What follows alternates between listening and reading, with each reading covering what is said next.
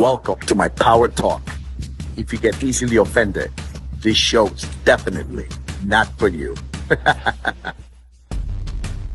I came to times where I started thinking about my exit for many reasons. One, I was young.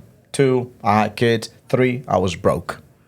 And you here trying to win that gold medal, not because the gold medal came with money, but having a gold medal is you get all the companies investing in you and they're gonna obviously pay for all your stuff and give you money and all that, right? So for me, winning that gold medal was everything. And I remember going so much at this and training so much where we would train literally 8 hours a day, 6 days a week. And if we had to go to another country, 7 days a week and get ready for that.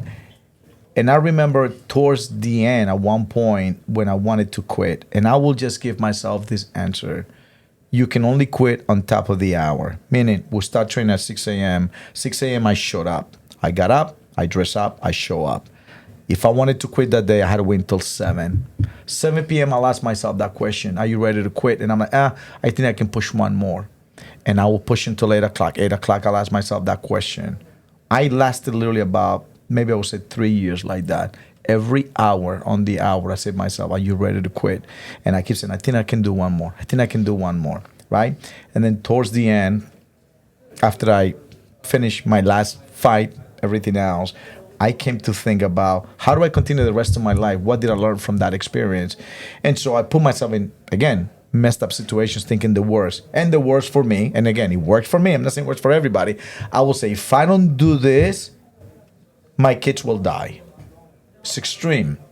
But that was me telling me, you're only at 30%. You got more left in you. Because if you don't finish this, your kids will die. Clearly, they were not going to die. But I sold it to myself like that, saying, you got to finish no matter what. That's how I open showing businesses. up is half the battle. It's so 100%, important. 100%. It's so important because, like, you have to show up. Being present, that's what I'm talking about. Being in the flow state Right. is showing up, is being there. Yeah. If you're there, that's half the battle because a lot of people procrastinate. They're gonna be like tomorrow. I have been guilty of that. I've been guilty of that too. Oh my God, it's everything weird, in our lives, Yeah. we had to learn from. Yeah. We had to get kicked. Our ass had to get kicked Yeah. many times for us to wake up one day and said, "Enough is enough. I'm sick of being sick." Yeah. And it's gonna be today, and it's gonna be right now. Right. Isn't that weird? Yeah. Unfortunately, I don't know a lot of people that change their lives because things were good. But I do know a lot of people that change their lives because life was shit. And it seems like humans have the ability, or not the ability, it seems like we have to go through something so messed up for us to finally say, I can change or I need to change. It would be nice if we can just say, all right, this is not working out the way I want it, and instead of staying there 10 years, let's say in a bad relationship, let me not stay here 10 years, 12 years, 15 years. Let me just cut it now. Let me just continue moving my life so two people can be happy. But we just wait there and wait there and wait there and wait there. But we do the same thing with our jobs. You could have the shittiest job ever, and you're just afraid to leave. You just like, you got at one point just say, dude, just move forward. There's somebody upstairs that takes care of us, and you just gotta believe, if you believe, obviously. And so I have a strong faith in God and a strong belief in my higher power and my higher self. Good.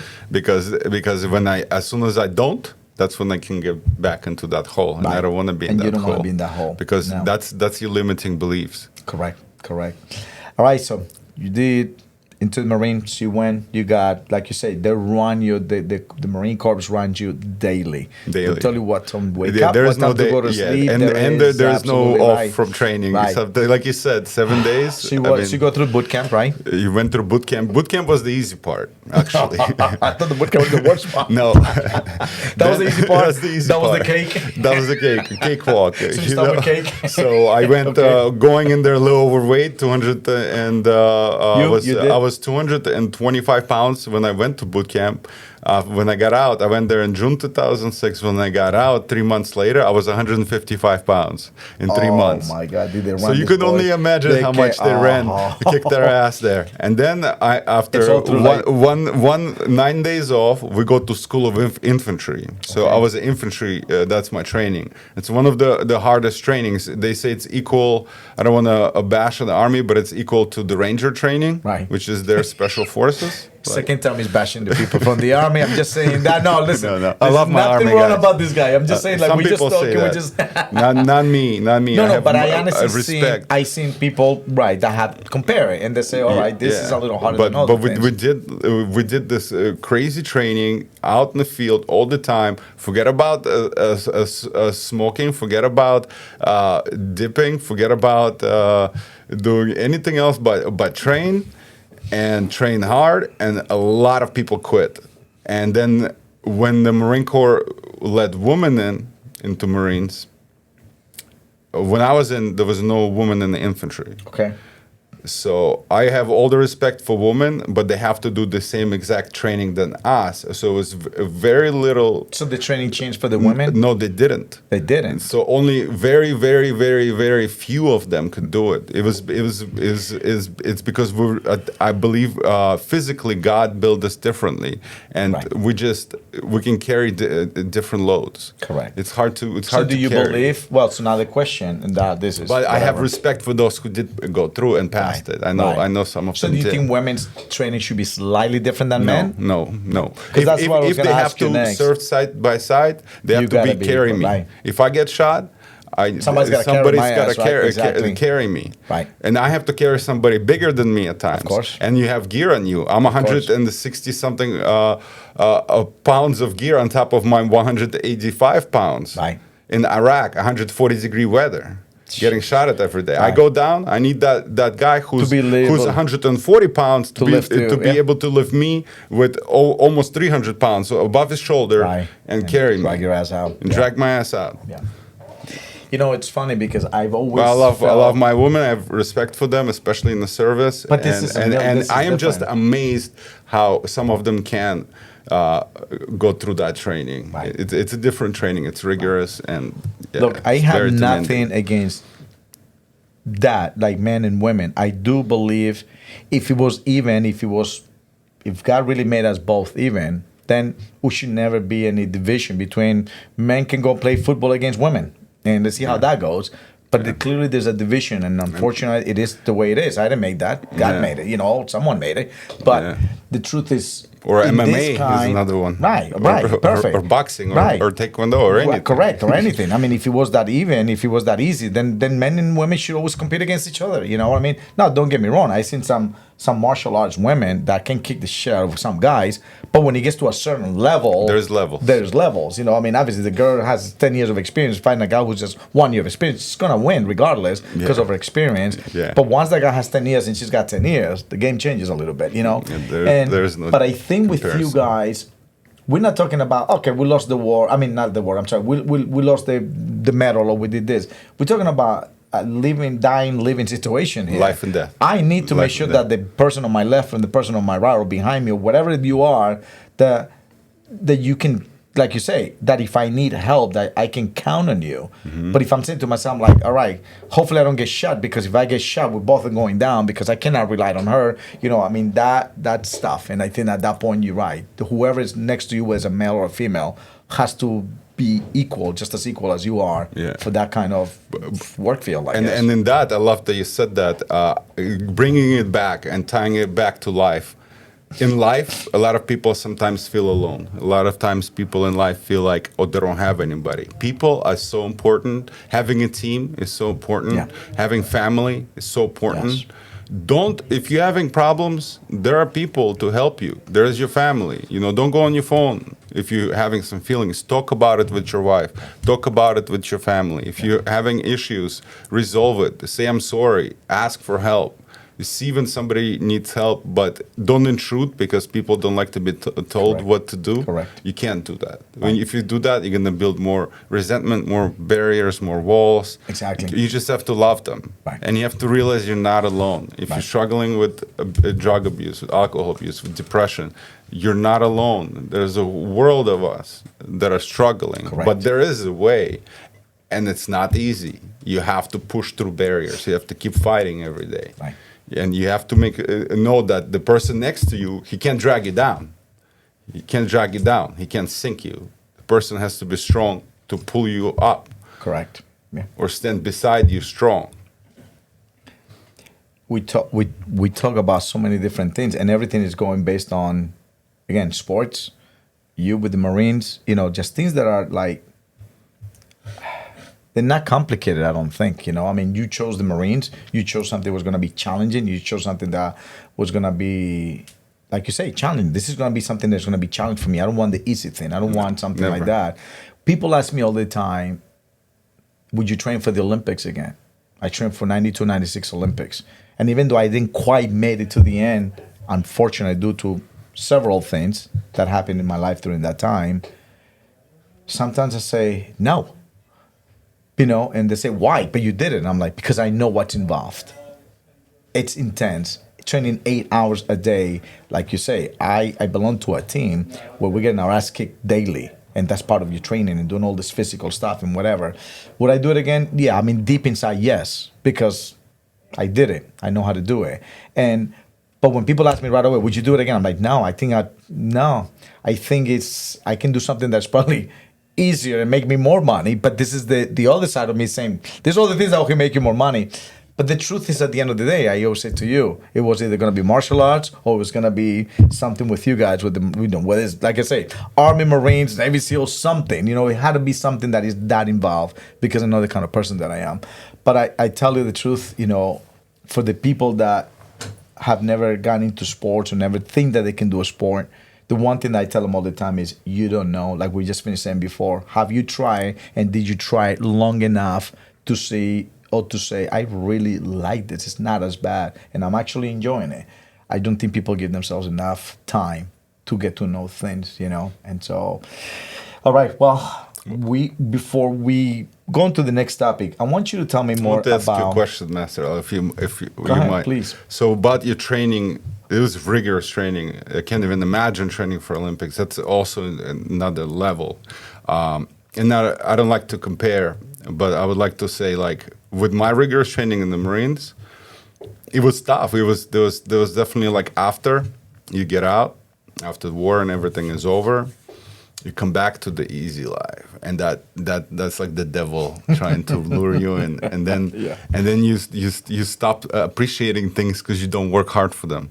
So how do you take that ethic that you did working for the gold medal in the Olympics, and then apply it in your everyday life? Which are the beautiful golden lessons that you can't buy, that you got in today? So the funny thing is, when you train like that, and it's funny that you say that because you're right. You come back, you get out, you're no longer competing. You say, okay, I retire from competing.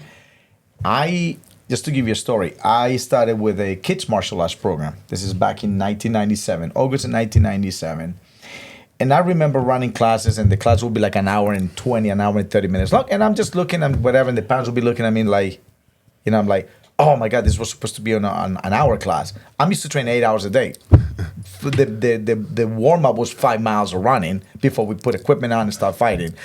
And so you're right, it changes everything because you're so geared to that, and then you gotta kind of like go do something else that makes it look like it's much easier. I can train on all day, even till this age. I'm gonna be now 53 years old in a couple of months in October. It's amazing. You look good, by the way. Thank you. I brother. appreciate it. Yeah. But what I'm saying to you is, it's I can go all day and feel amazing and never complain for two reasons. And I'm going to tell you what those two reasons are. Number one, because of what I did when I was younger, just like you did, right? Yeah. All the training, putting yourself through all that most people will probably say, never in my life I will do that. But you did it, and you found something very powerful about it. And same thing with me. And number two, I feel like after I put myself through all of that, this is such an easy life, and I feel like I owe that to myself. I owe it to me. And that's another power talk, talking about the love that we need to have for ourselves. We have to. It is incredible. But I do it for me. I do it because we are eventually gonna die. We talked about that a little bit.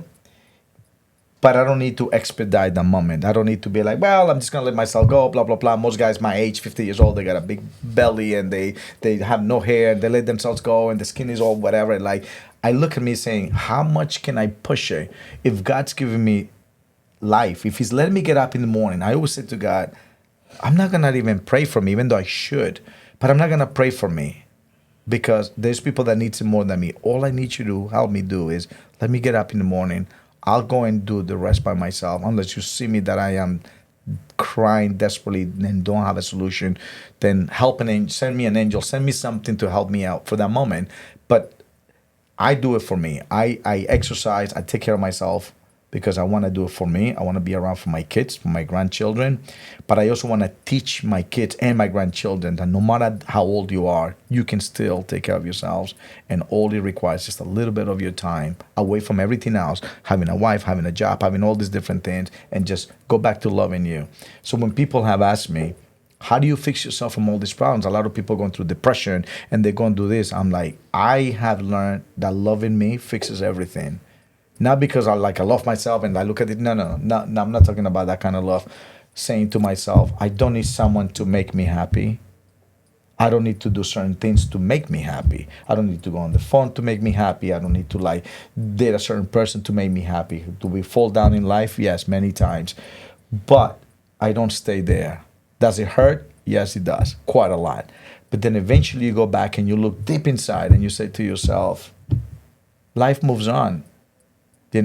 And you have to continue making the best of it. And so for me, loving me is more important because when you love yourself, I think more people in the world will find you more, whether it's attractive or someone special to be around, someone that is pleasant to be with because of who you are. But if you're a miserable bastard and you're always crying, you're always this, and we hit those moments. I have hit them many times. But when you snap out of that shit, and the sooner the better, and you just go back to saying, fuck that. I gotta love me. Yeah. You know what I mean? And when I love me, life is better and I attract better people in my life. It is something powerful about that. And again, that could be a whole new power talk. Absolutely. But it's just this has a lot of good conversations, dude. So before we go into the next topic, tell me something about this marathon that you're doing. So you're doing a marathon in you said about a year or two, right? Something like that. So, Master, I love what you said because same as me. At my age, some people say, oh, he's old. Some people say I'm young. I am where I am, where God given me. Exactly. I'm blessed to get up in the morning. And if I could move, I could move. If I could swim for an hour, I could swim for an hour. I could swim for 2 hours. I could swim for 2 hours. If I can run for 10 miles today or more. But I don't give up at mile 1. When you want to.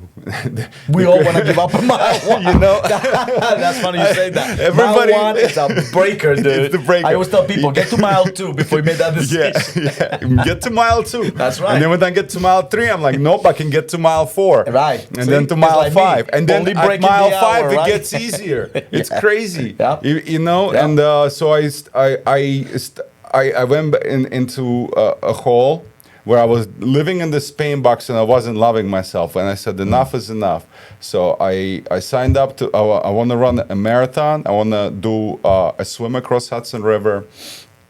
And I'm going to do something about it. I'm going to do something about my life, getting my finances together, getting my work together, getting my writing together. All these things I'm able to do. Doing community service, I'm able to do it. That's amazing, dude. Every day. Every day. I don't need to wait for tomorrow to do something I can today. No. And I get up.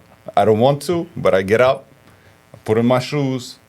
I get out there, outside, either on the trail. I run trails sometimes. Right. Trail running is another animal. It's actually harder. I love trail running. Yeah. Love it. Yeah, it's awesome. I absolutely love it. Yeah. Yep. So I go to Harriman Park and go to Pine Meadow Lake, go for a swim, and then run back.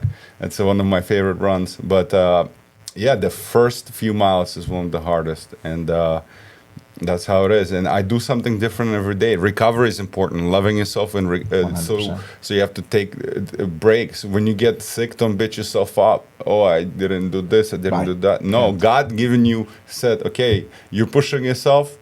Get some. Here's your rest. Right. Exactly. You know, but at the same time, I could do other things. Oh, maybe I can't physically run or swim today, but I could still make my phone calls, still make my meetings, Right. Still make my appointments, still write, still think about what businesses am I gonna do, still reach out like, okay, maybe I'm not the best accountant, maybe I don't know finances, maybe I could learn about that, maybe I could ask help for that, maybe I could now call the lawyer if I need to. You might be down, but you're not dead, pretty much. Exactly. You can still do all the exactly. things. And I don't know everything, so that's why there's none of us do. But that's why there's a team.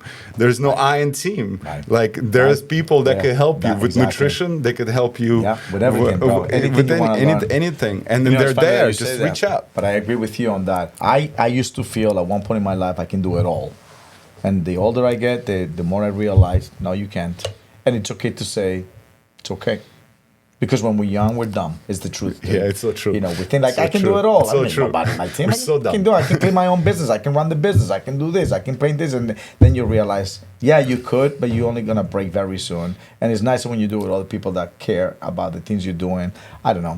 As I get older, I realize that, you know what? If someone can do this for me, I'm gonna stop saying I know it, or even if I know it, let them do it the way they want and say, you got this. No problem. I'll do this part, you do that. Like right now, this podcast that we do, you know, obviously my son is recording this podcast and he says to me, I want to run this podcast. This is the very first time that you actually are going to have someone with you, which is you. And I'm really happy and I'm grateful very to proud be that here. you're here with me. This is Me too. amazing. Yes. And I want more people to come and I want to interview people in the things that they do and learn from them. But when he says, but I want to run it this way, and he's telling me how he wants to run it, I literally just say, I want you to run it the way you want it.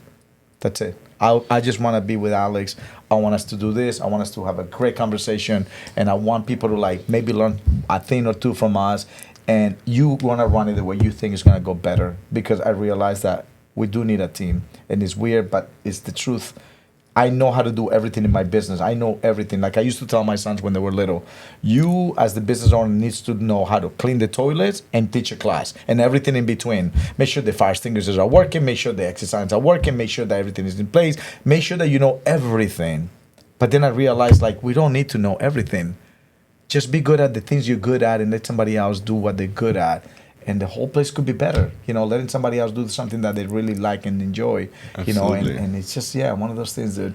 Anyways, so the marathon, you're running this big marathon, dude, you're doing this craziness. But the part that I'm more fascinated with is because I can't swim for shit, is the swimming. Yeah. So it's 4 miles of swimming in the Hudson River. Okay, guys, we're not talking about any little river from another country. We're talking about, I think the Hudson River is the largest river in the world, right? Yeah.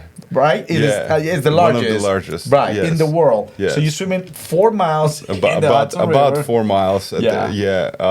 So talk to me about that. And then there's a run involved there and some pull-ups involved there and some crunches. But that's too. easy. At the same day. I'll do the running, I'll do the pull-ups, I'll do everything else. So it was... how hard is the so swimming? first of all, I found out about this swim from another veteran. So I do this a group for veterans with PTS. We don't call it PTSD because I think it's not a disorder if you can do something about it. So we call it post-traumatic stress.